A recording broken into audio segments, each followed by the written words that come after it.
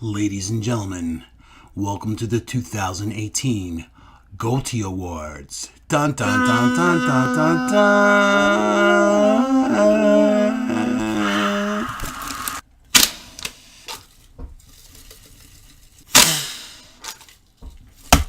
Now I know G.O.T.Y traditionally stands for Video Game of the Year, but I'm switching things up with my little awards show. Greatest of the Year in 8 categories. 1. Animated TV show. 2. Animated movie. 3. Live action TV show. 4. Live action movie. 5. Villain of the Year. 6. Hero of the Year. 7. Video Game of the Year. And 8. Comic book series of the year. Now here's the catch. It doesn't have to be something that was released or created in 2018. It just has to be the best that you experienced in that category this year and for the first time. So these are my picks for 2018. This is just my opinion, so if you don't agree with me, don't at me, but put your picks in the comment section down below. There might be something out there that you're reading or something that you're playing, something that you're experiencing that I don't know about, and you're going to open up my world to something new. Alright, so my pick for the greatest of the year in an animated TV show goes to Voltron, Legendary Defender. We got season 6, 7, and 8 this year, with season 8 being the last one. Season 6 was only 7 episodes long, and what I did right before season 7 dropped, I went back and I rewatched seasons 1 through 5. Now, watching it a second time, it really stands out how well written this show is, because there are so many Easter eggs that foreshadow what's to come. Given the source material, an 80s cartoon about lion spaceships that form a robot to fight aliens and defend the universe, this series stays true to the original, but it creates its own identity.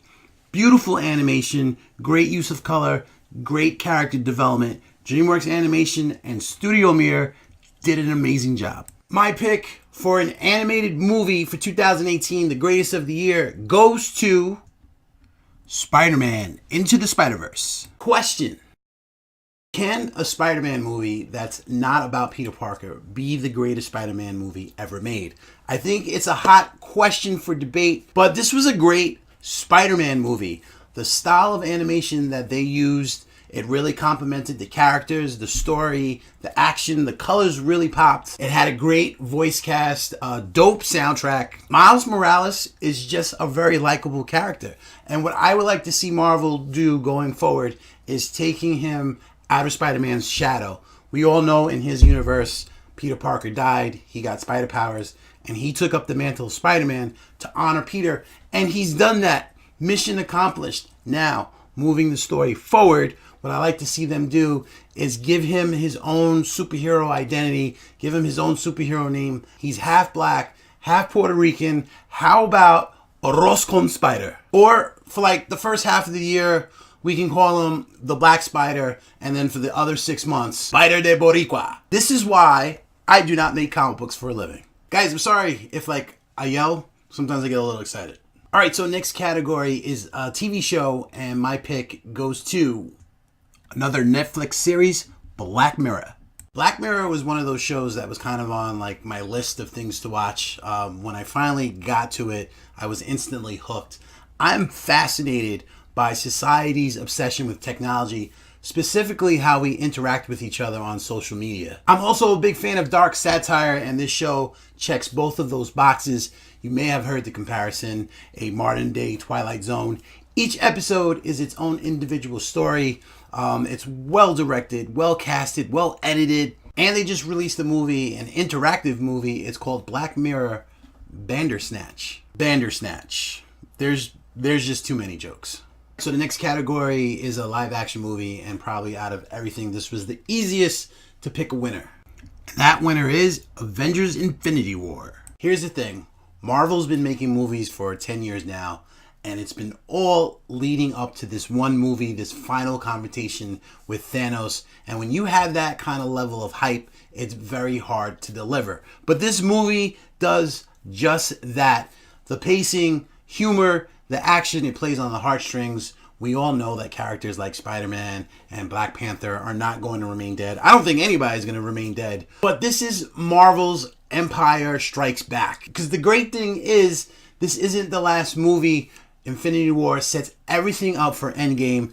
And let me just tell you, when I saw the teaser trailer for Avengers Endgame, there's not one shield throw, there's no repulsor blast, there's no lightning bolt, no action shot whatsoever. And that trailer has me more hyped for any movie that's coming out in 2019. Which leads me to my villain of the year, and it comes from the same movie.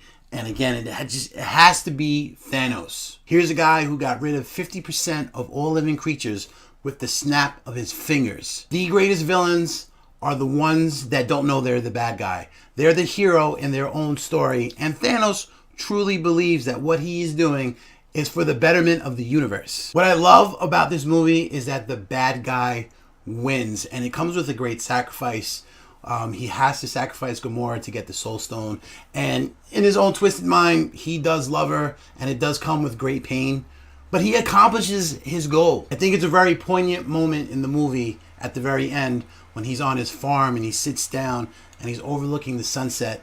After he accomplishes his goal, he doesn't enslave the universe and make people, make statues of him or make temples in his honor. He doesn't, sit on a throne and overlook his new empire. He goes off on his own to live the rest of his days quietly on a farm. So for my hero of the year, I picked Stan Lee, who sadly passed away at the age of 95 this past November. I often say about life, like for myself, I don't want to change the world. I don't. I just want to live in it and I want to experience it for everything that it has to offer. But there are people like Stan Lee who changed the world. And I mean, let's be honest here. The guy didn't create penicillin or cure cancer. He created comic book characters, but the things that he created and had a hand in creating has brought so much joy and entertainment to so many people around the world. He was married to his wife for over 60 years and he lived till 95. I mean, his life is inspiring. It's a life to be celebrated. It's a life that was well lived. Coming up on our last two categories, if this was the Academy Awards, the video game of the year would be like best director and comic book series of the year would be like movie of the year. I can understand how you might get confused with my award show and the Academy Awards. I know for a lot of people, God of War is going to be on their list, or as I like to call it, Diet Dark Souls, or Red Dead Redemption 2. I played God of War, amazing game. I'm playing Red Dead Redemption 2 right now. My pick, and yes, it's because partly I am a fanboy, it goes to PS4's Spider-Man. I'm going to say the same thing that I said about the first two Batman Arkham games. Aside from putting on a Spider-Man costume, going into Manhattan and physically fighting crime, this is as close as you're going to get to being Spider-Man because the level of immersion that they created in this game is absolutely mind-boggling. When I first got it, I didn't play any story missions. I didn't do any side quests. All I did was web swing throughout the city because there's something so satisfying about chaining those web swing mechanics when you're parkouring along the roof and you catch a roof launch into a somersault, into a dive, whatever it is. It's just it was just a lot of fun. And also the photo mode, which is not something that I normally mess around with in a game, but being able to create your own comic book covers and essentially you can make your own digital comic book. I just had a lot of fun with that. The really great thing is Insomniac Games is going to take everything that was great about this game, everything that worked, and they're going to improve upon it and they'll add more stuff for when they make the next game. And our final category is comic book series of the year, and I went with Batman from the creative team of Tom King and Mikel Janin.